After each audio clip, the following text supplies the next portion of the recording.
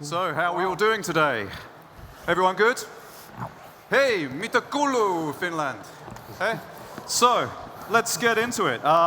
We have a short amount of time and we have a lot of topics to discuss. So, let's just do quick introductions. Why don't you tell everybody, who you are and briefly, what you do and what you have done. So my name is Ben Fetter. I'm former CEO of Take-Two Interactive, publisher of games like Grand Theft Auto, and I'm currently doing investments, a lot of them in Finland and some of them in gaming. Excellent.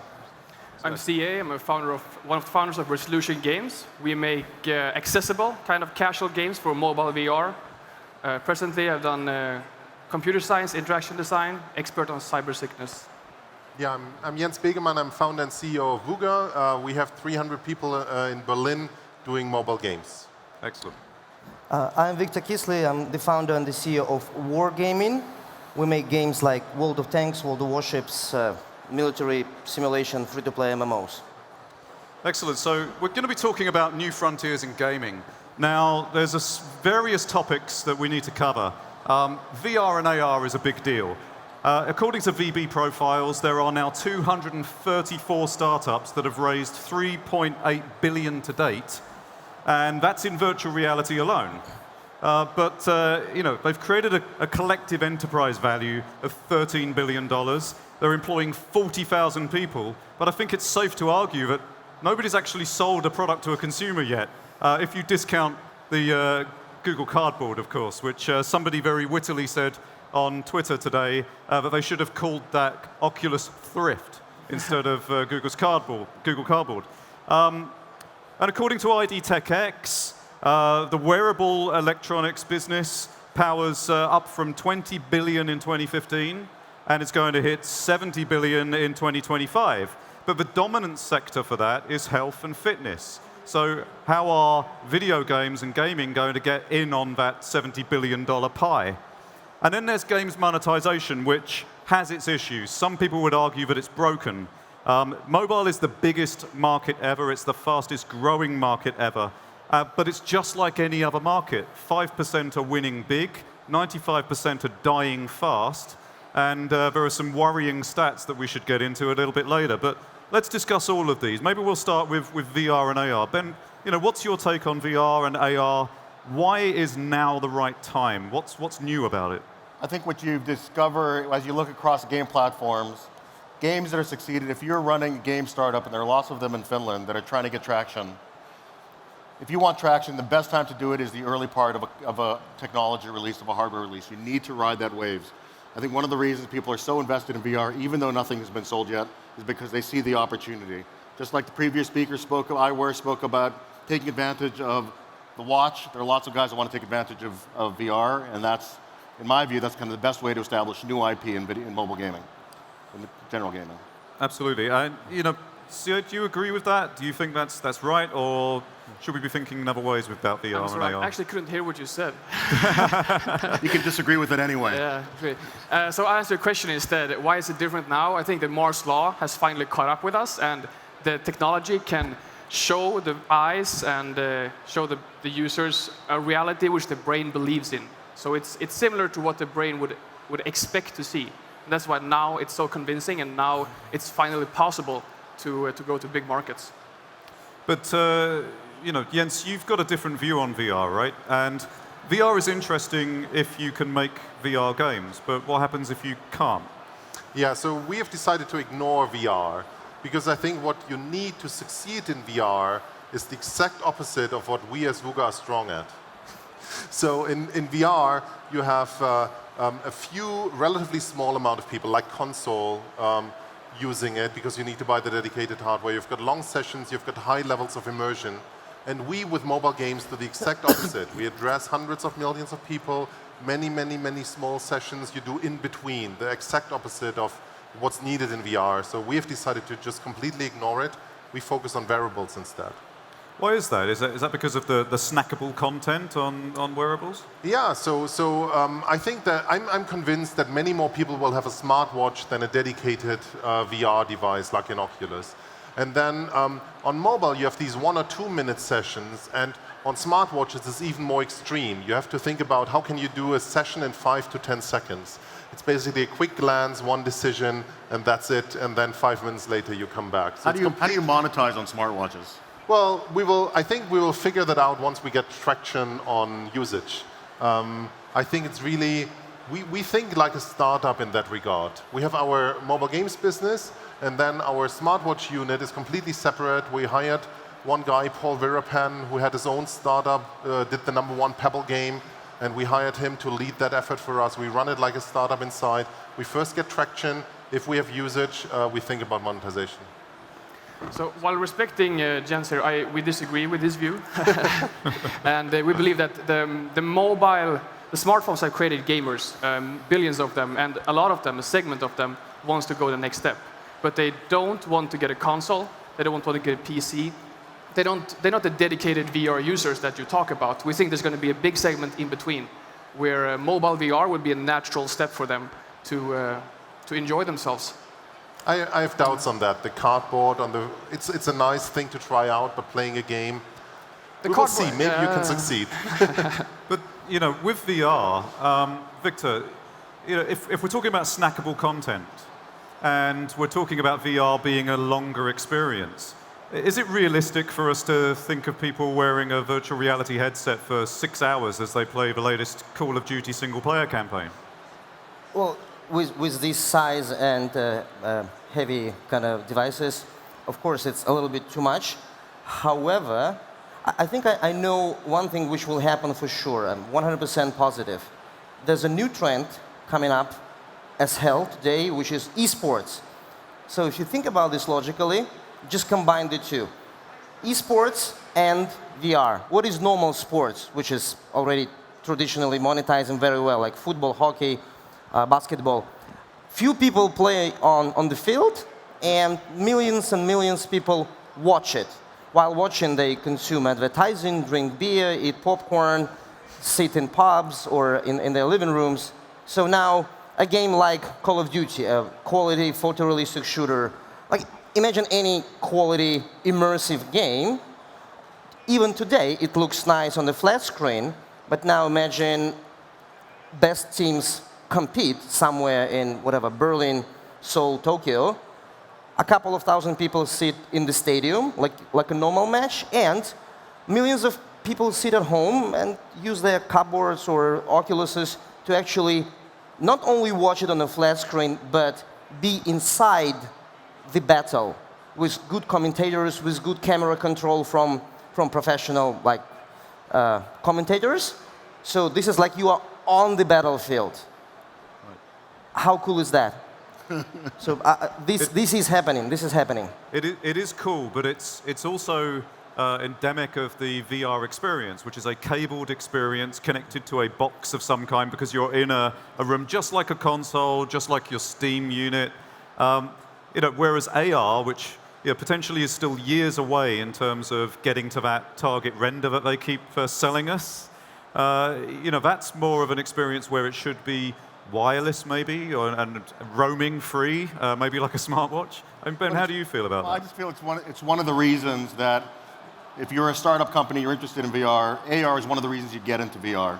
Because if you develop capabilities, you develop tools, you develop databases, you develop skills within your organization in VR for probably gaming, it's probably the major application. AR is much broader. It has an enterprise level associated with it, got an entertainment level associated with it. If you can develop the capabilities now and be ready for AR when it comes, you'll be in a great position, provided you can last until that long. So it is a while away, but it has a much larger promise than VR. Is the much larger promise of AR because it actually touches a lot more than just video games, CA? Sorry? Is the bigger promise of AR because it touches a lot more than just the video game industry? Definitely. Gaming in AR is going to be cool, really cool, but at the same time it's limiting in one sense. If you say that you have to walk around in a game in AR, then you need to have a big space to play in AR. And if you want to move beside that in the digital environment, you need a controller as well. So then you're not using the full experience of AR. But AR has almost limitless potentials. Like changing a light bulb, if you don't know how to do it, you can get help with your glasses. It can help you in your everyday life. So now from a usability standpoint, smartwatches don't look so stupid, right? Because you just got it on your wrist and you're walking around with it. But the problem is with smartwatch games, I've found that, I've tried playing smartwatch games on my Pebble, and frankly, it's the most annoying thing in the world. If you've ever tried playing Flappy Bird on a Pebble Time, you will want to actually shoot yourself. So, what are the natural games that are going to fit on smartwatches that people won't be upset to play? So I think something like Flappy Bird is the exact opposite of what a smartwatch game should look like. Because Flappy Bird is about action, and a smartwatch game should be about decisions. So a smartwatch game should be about you feel the vibrate, you check it out, you make a decision, you put it away. So it's really about the decisions you can make within 5 to 10 seconds, extremely short sessions, and to be honest, the perfect smartwatch game has not yet been invented. It also on the iPhone, when that came out, people were talking about all kinds of things, and the first games that Apple was demoing were not successful. It took a couple of years for developers to find out, and that's why we're investing. Absolutely. And smartwatches, of course, are just one part of the wearable revolution. But wearables, as we said at the outset, are very much entrenched in health and fitness. How are we going to get a piece of the wearable pie for video games? It's a tough one. I don't know about the wearables. One of the things that we've talked about backstage is Toys to Life as another revenue stream for video game developers. And I think that's also an interesting category. It's getting saturated. It's not there yet. I think if you're going to get into the business, you probably need a partner, because one of the key concerns is hardware, inventory, the capital need for inventory. You need to get shelf space at retail. It's a hard category to get into, but if you can get into it, it's a highly desirable market for a lot of strategic partners. And for those who don't know what Toys to Life are, So I think Skylanders was kind of the real innovator in there, which is kind of toys that are collectible and can sit on your desktop, but actually, when they're connected to the game, come to life inside the game and create kind of a really immersive experience. Parents today, they say 40% of the US market, 40% of parents with kids have some sort of games to life purchase in their homes, and they're spending upwards of $150 per year on it, and that's a big ticket with a lot of people spending it. Yeah, you're absolutely right. In fact, the latest research I saw was that parents in the United States are spending an average of $131 on Toys to Life every 6 months. So, if we think about that, that's a nice segue actually into fixing games monetization, isn't it? Because Swerve looked at 20 million mobile gamers. That's, in anyone's terms, that's statistically significant amount of data. And a mere 0.23% of those players are responsible for 60% of all in-game revenues. That suggests that in-game revenues are broken. What are we going to do about games monetization beyond just Toys to Life? What new ideas are there out there that we ought to be embracing? What I see in that kind of concentration of revenue to a small number of video game developers and video game titles is what's become kind of I would think that's competitive advantage for the guys that are entrenched, the 5% that take it. That monetization is working for the 5% that really have taken the lion's share of top grossing games in Apple. As the video game market develops, I think that's going to solidify, but the good news is that's real distribution. You can partner with these guys, you can get involved with these guys, and create kind of real economies of scale across the value chain. And I do believe that will redound to the benefit of smaller developers over time. The really small developers, the guys spending $500,000 to $1 million to develop a game, I don't think there's a future there. I do think there's a future for high value add, high production value games, either at the casual level or at the high end level. Viktor, is esports the answer to games monetization? No. Esports, that's obviously, it's going to be monetized at least to the same level as normal sports with advertising, etc. So it's been invented. Why should we reinvent the bicycle? It's just the show itself, the battles, should be spectacular. That's what game developers and esports tournament organizers should concentrate on. As soon as you have a nice show, it's easy to monetize. Do you agree? Sorry. Yeah, go ahead. Yeah, so you said the market for in-game or in-app monetization was broken, but you also said it's like any other market.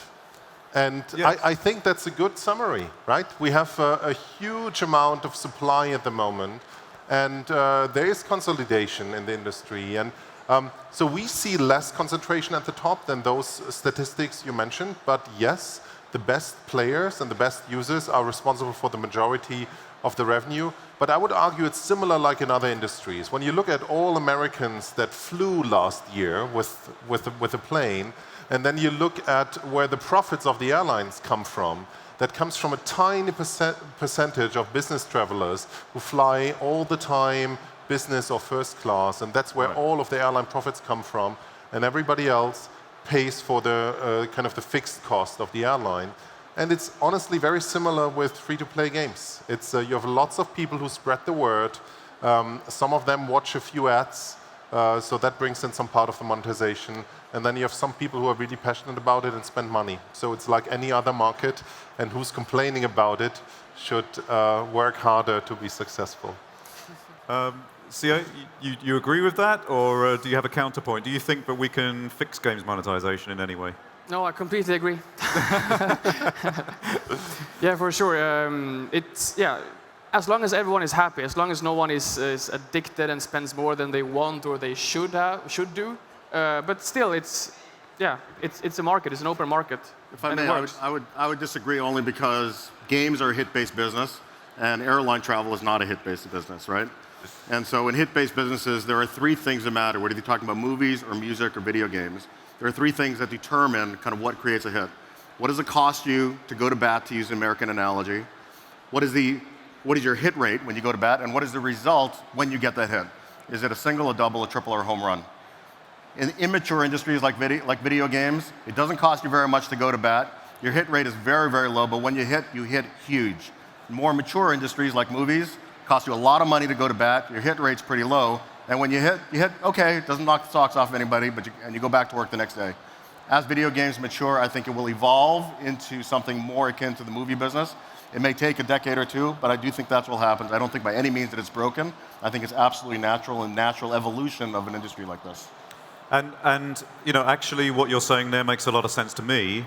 When John Coetzee wrote his report on games monetization for VB Insight, one of the things he noted was that the more successful a game developer is, the less likely they are to use Google services for a start, and the more likely they are to be the publishers that are producing game after game after game after game, rather than just maybe one or two and using standard Google services or Apple services and expecting it to be a hit.